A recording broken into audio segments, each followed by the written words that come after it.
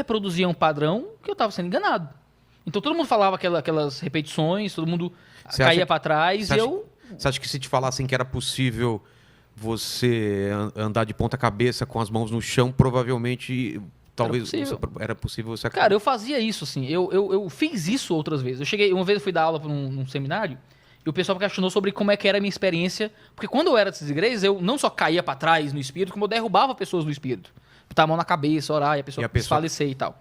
Aí, mas isso não era uma experiência espiritual? Eu digo, cara, vem um voluntário aqui na frente. A pessoa vinha na frente, eu só precisava fazer um ou outro comando e a pessoa caía para trás. Não é difícil fazer isso. Qualquer hipnólogo de palco faz isso. A expectativa... E pequenas sugestões geram a reação do corpo, não é? O que é uma hipnose de palco? O cara esquece o nome, o cara fica com a mão grudada. Eu fiz cursinhos de hipnose só para entender esse tipo de coisa, né? Tem um cara chamado Alberto Delisola, é um cara incrível, é um hipnólogo do Brasil que tem curso de hipnose, vale a pena trazê-lo aqui, um cara, papo muito gostoso. Eu fiz cursos dele de hipnose, é um professor de hipnose muito reconhecido, e era muito louco, eu aprendi algumas coisas muito fáceis e eu conseguia reproduzir em churrasco com os amigos. A pessoa não conseguia abrir o dedo, esquecer a voz, esse tipo de coisa. Com pequenas sugestões, a gente obedece quando a gente tem expectativa. Então, você chega num lugar e tem uma expectativa que alguém vai fazer alguma coisa, aí ora na cabeça de um cara cai, de outro cara cai, alguém vem ora na tua cabeça, a primeira tontura que tu sentir, tu desfalece, sabe? E isso é o que acontecia comigo quando eu sentia essas coisas. Isso é o que eu reproduzia com outras pessoas. Porque eu consigo reproduzir hoje. Qualquer pessoa minimamente sugestionável pode passar por uma experiência como essa e achar que isso é o poder de Deus. Qual é o problema? Iago, mas as pessoas estão sendo sinceras nessa experiência. Estão adorando a Deus. Ótimo. Não é pecado cair para trás. Então me consta. Ou orar em línguas também não faz mal a ninguém. Não faz mal a ninguém.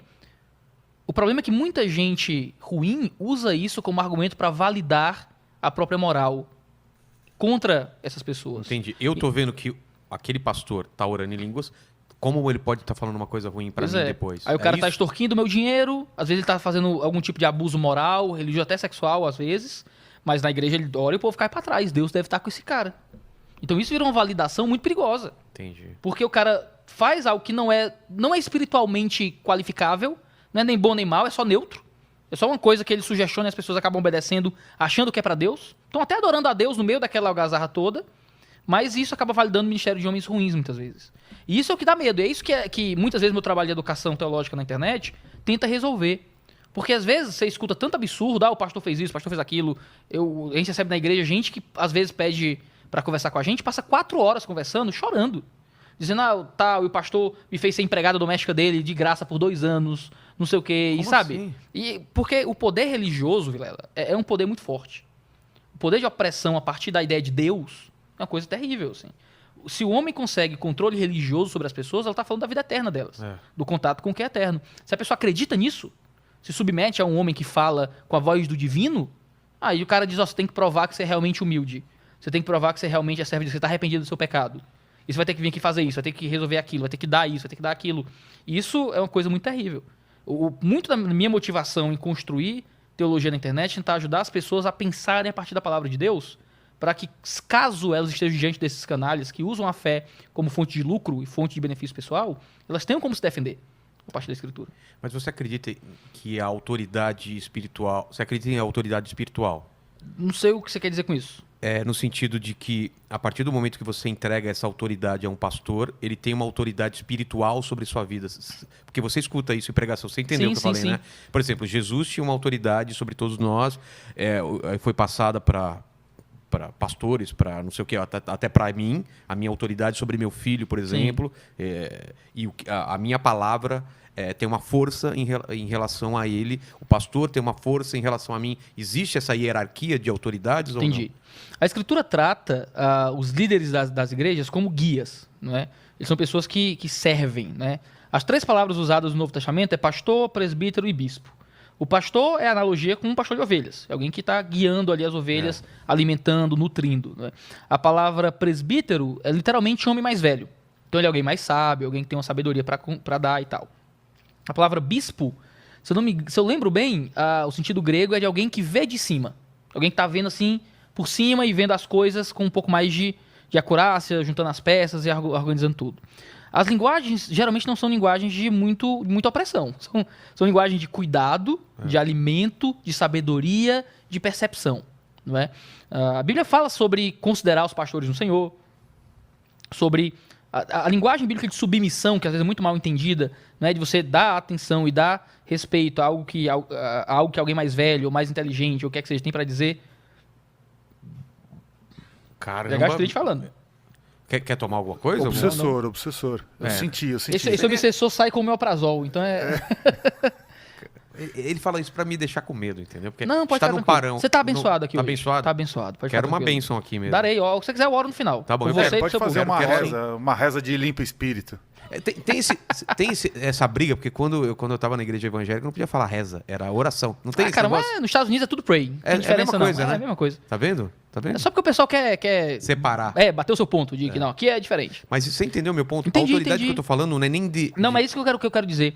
Infelizmente, em alguns grupos, criou-se uma ideia de que existe um poderio espiritual de alguns homens sobre outros e que... Homem sobre a mulher sobre o filho, o pastor sobre a família, sabe?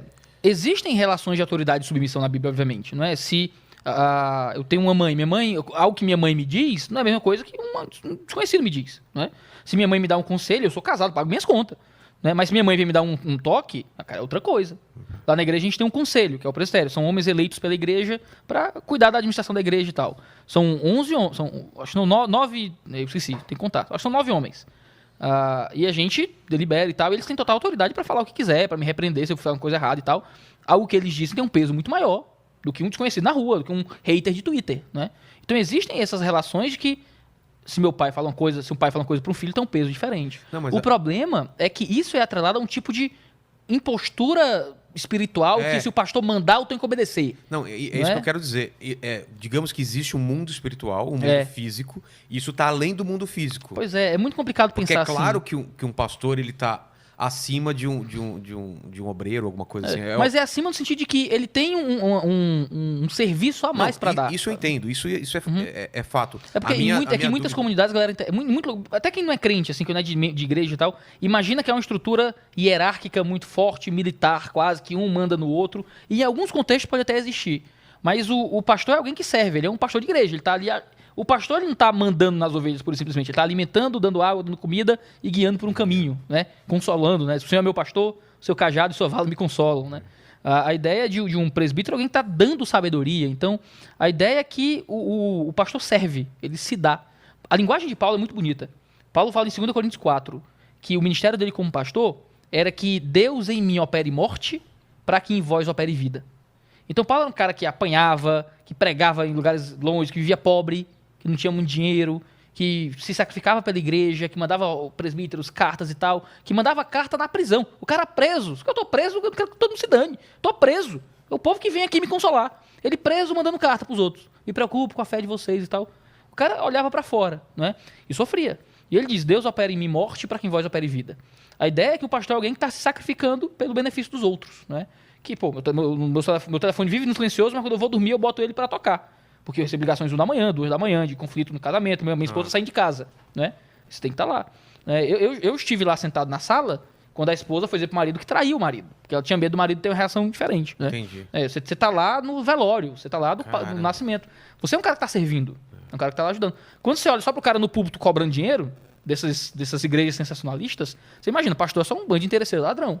O trabalho do dia a dia de pastor, de estudar num escritório, de preparar um sermão, de traduzir algo do grego, traduzir algo do hebraico, de estudar para poder instruir o povo, de estar lá no desafio, no sofrimento. Eu estava aqui em São Paulo agora, cheguei em São Paulo, morro de cansado, saí de casa 4 da manhã para ir para o aeroporto, tive 2 reuniões e tal, aí uma moça da minha igreja disse, pastor, meu marido está estressado, a gente brigou aqui e tal, agora.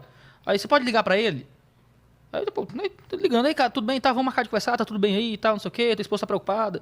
E às vezes, essa é a nossa vida de estar cuidando de pessoas o tempo inteiro. O meu testemunho é a mesma coisa também. Eu tinha o telefone do Rina, no caso, e várias vezes eu liguei para ele também para conversar, como eu conversaria com um amigo, entendeu? Mas a minha questão a minha pergunta começou por causa de outra coisa. Sim. Se você acredita o lance da maldição. Se uma maldição pode ser passada. Por isso que vem o lance da autoridade de pai para filho, de um pastor para suas ovelhas. Isso geralmente é um argumento que é usado para tentar controlar. Mas você entende isso? Entendo. Tem base na Bíblia? Disso. Tem não. Não tem? Não, o povo tenta arrumar base para qualquer coisa, né? Você pode inventar qualquer coisa, você pega a Bíblia ali e você inventa a sua heresia a rodo ali. Né? Pega versículos à la carte e você monta o que você quiser.